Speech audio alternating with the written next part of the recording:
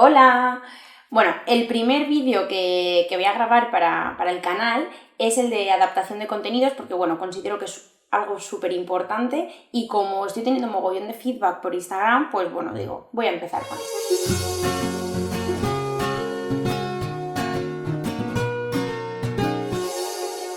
Entonces, a ver, en primer lugar, la adaptación de contenidos, así como de libros y de cualquier actividad que queremos hacer, tenemos que tener en cuenta que debe ser una medida que esté normalizada dentro de las aulas, puesto que, pues bueno, que va a contribuir esencialmente a la inclusión y al funcionamiento de un aula donde coexistan diferentes niveles curriculares y diferentes capacidades y formas de aprender.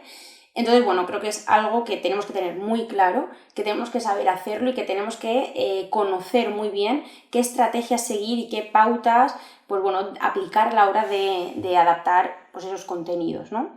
Entonces, os voy a dar algunos consejos, concretamente creo que son 10 más o menos, y bueno, pues vamos a empezar. Bueno, en primer lugar, tenemos que tener muy en cuenta los contenidos previos a ese contenido que está programado dentro de, pues bueno, del funcionamiento del aula, ¿no? O del tema que estamos dando. Una vez que tenemos claro qué contenido vamos a ofrecer a todo el aula, debemos pensar qué contenidos anteriores son necesarios que el alumno tenga ya interiorizado para poder enfrentarse a este nuevo contenido. Una vez que tenemos claro qué pasos previos son los que debemos enseñar, ahí, a partir de aquí, ya podemos iniciar la adaptación curricular, ¿vale? Entonces, es súper importante que lo primero de todo conozcamos al alumno, cuáles son sus características, su forma de aprendizaje, qué es lo que le motiva y sobre todo qué es lo que le va a facilitar el aprendizaje. Es también algo a tener muy en cuenta el hecho de que sepamos fraccionar el aprendizaje. Esto quiere decir que para presentar un contenido también lo podemos ir presentando o mostrándole a este alumno en pequeños pasos. Es decir, si un contenido es, pues bueno, que conlleva una línea de aprendizaje muy larga, podemos solo ofrecerle en un primer momento una parte de este contenido, después otro, y eso también serviría para hacer la adaptación. Como ayuda a nosotros, los profes, nos puede servir mucho el hecho de consultar el currículum de nuestra comunidad, ¿vale? Si estamos en sexto de primaria, por ejemplo, y nuestro alumno tiene un nivel curricular o está en una fase de tercero de primaria, seguramente si consultamos los contenidos por niveles, podremos ver la correspondencia entre lo que se está ofreciendo, lo que se está enseñando en sexto de primaria y lo que estamos o lo que deberíamos enseñar en tercero. Por lo tanto, esa correspondencia nos puede servir mucho a la hora de también poner en marcha este tipo de adaptaciones.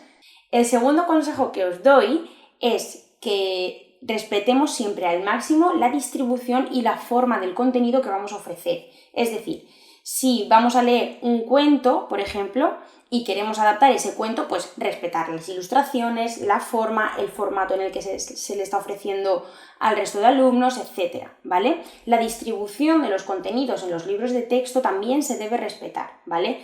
Muchas veces, y cuando no tenemos otra alternativa, lo que hacemos es que ofrecemos un cuadernito aparte a ese alumno y a lo mejor el cuaderno este no es ni de la misma editorial, ni tiene los mismos colores, ni las mismas ilustraciones, muchas veces la temática no es la misma.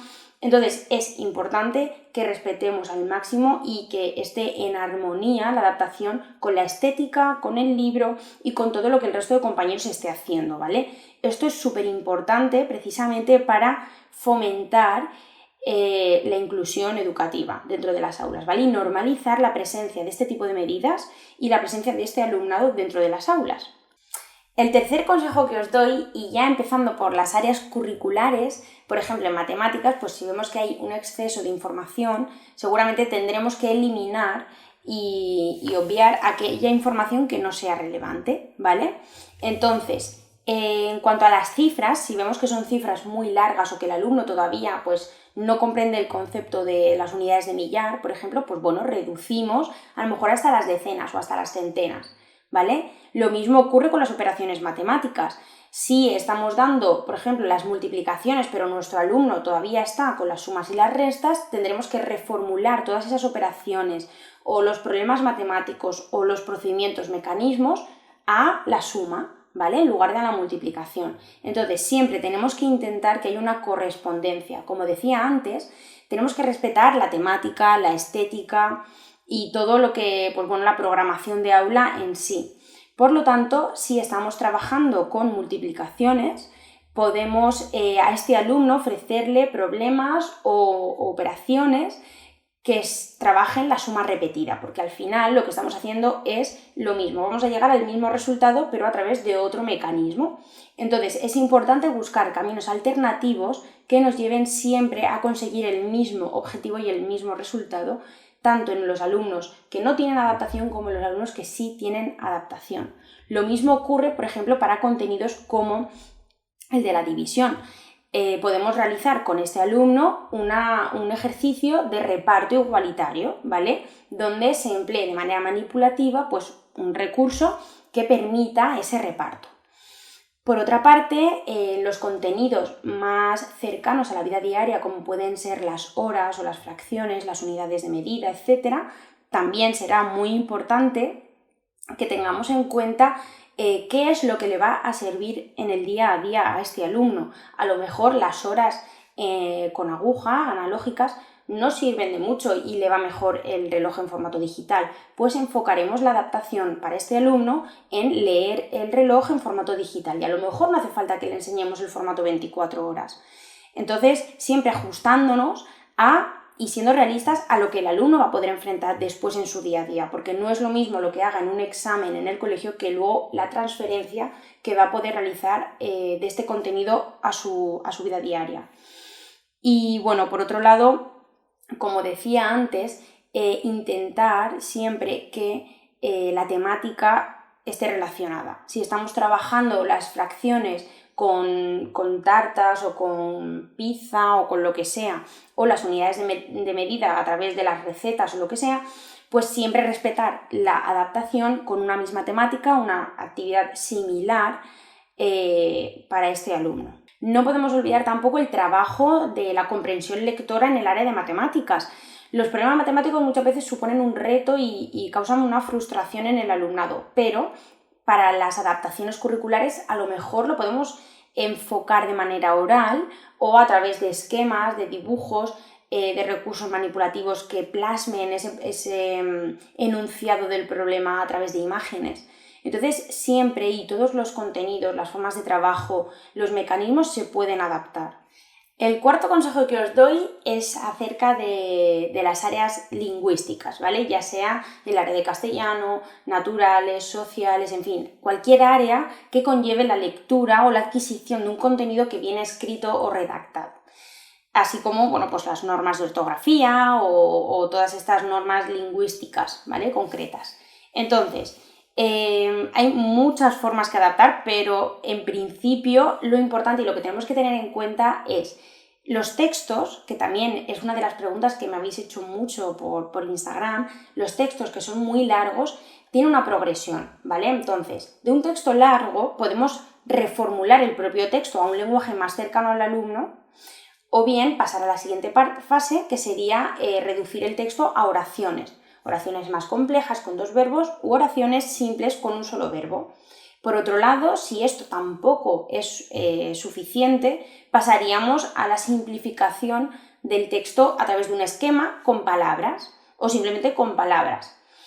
Si esto también fuera insuficiente, pasaríamos a la fase de las imágenes. A través de imágenes se pueden contar también historias. Por ejemplo, los pictogramas es una forma de comunicación y de lectura que se hace a través únicamente de los dibujos. También otra opción es combinar todas estas fases y hacer ahí una mezcla que ayude también al alumno a comprender ese texto tanto literario como científico, teórico o del contenido que se esté estudiando en ese momento. Entonces, es muy importante respetar la fase de comprensión en la que se encuentra el alumno para pues poder hacer una adaptación que esté adecuada a su capacidad y a su momento evolutivo y de aprendizaje.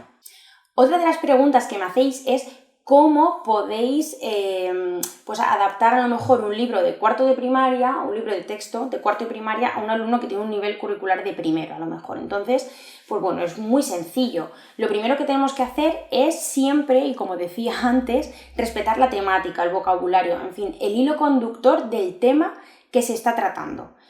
Una vez que tenemos claro cómo respetar el hilo conductor, empezaremos ya la adaptación, ¿vale?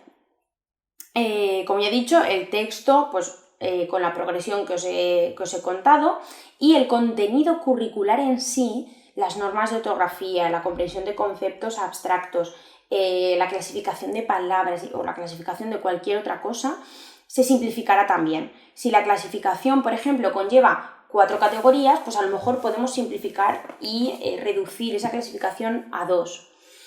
Si la norma de ortografía del uso, por ejemplo, de la B y de la V, pues consideramos que es muy compleja, podemos reducir el número de opciones que hay para el uso de la B o el uso de la V, dejándolas en las más simples.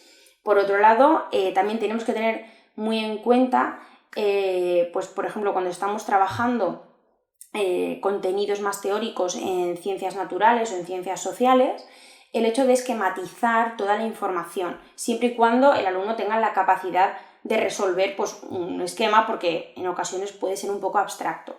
Por lo tanto, a través de imágenes también se puede ir haciendo la explicación del contenido teórico en sí. El quinto consejo que os doy es sobre el tipo de letra que vamos a utilizar en la adaptación curricular. El tipo de letra puede ser pues, mayúscula, ligada, letra de imprenta, incluso la letra a mano o cualquier letra que el alumno comprenda, que se sienta cómodo leyendo con esa tipografía o lo que sea.